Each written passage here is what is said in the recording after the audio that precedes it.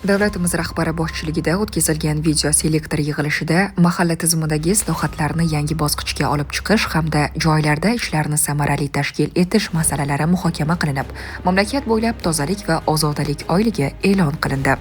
Mazkur topshiriqlar ijrosini ta'minlash maqsadida respublikamizning barcha hududlarida bo'lgani kabi Muzrabot tumanida ham tozalash va obodonlashtirish ishlari izchil davom etmoqda. Biroq olib borilayotgan targ'ibot va amaliy ishlarga qaramasdan hali hanuz ayrim fuqarolarimiz tomonidan chiqindi tashlash mumkin bo'lmagan joylarga tashlash, jamoat joylarini ifloslash, shuningdek chiqindi tashlash belgilangan kundan oldin ko'chalarga chiqindilarni chiqarib qo'yish holatlari kuzatilmoqda. Xususan, tumanimizning Madaniyat va Bodomzor mahallalarida aholi tomonidan katta yo'l yoqasiga chiqindi olib ketish kunidan ancha oldin chiqarib qo'yilayotganligi aniqlandi.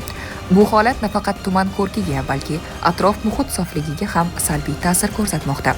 Hurmatli muzrabotliklar, tumanda tozalik va tartibni saqlash har bir fuqaroning burchi va mas'uliyatidir.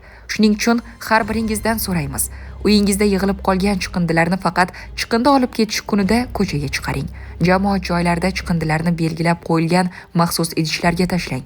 Atrofdagi tartib va qoidalarga birdek rioya qiling. Shuni alohida ta'kidlab o'tish lozimki, chiqindilarni belgilanmagan joylarga tashlash, ko'chalarni ifloslash yoki jamoat tartibiga amal qilmaslik holatlari bo'yicha ma'muriy javobgarlik kuchaytirildi. Qonun buzgan fuqarolarga nisbatan belgilangan tartibda jarimalar qo'llanilmoqda.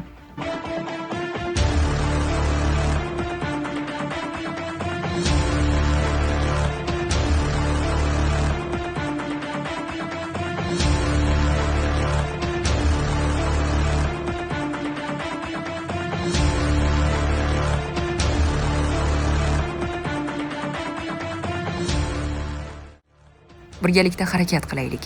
Har birimiz o'z uyimiz, ko'chamiz va mahallamizni toza saqlasak, tumanimiz ham go'zal, sog'lom va farovon bo'ladi.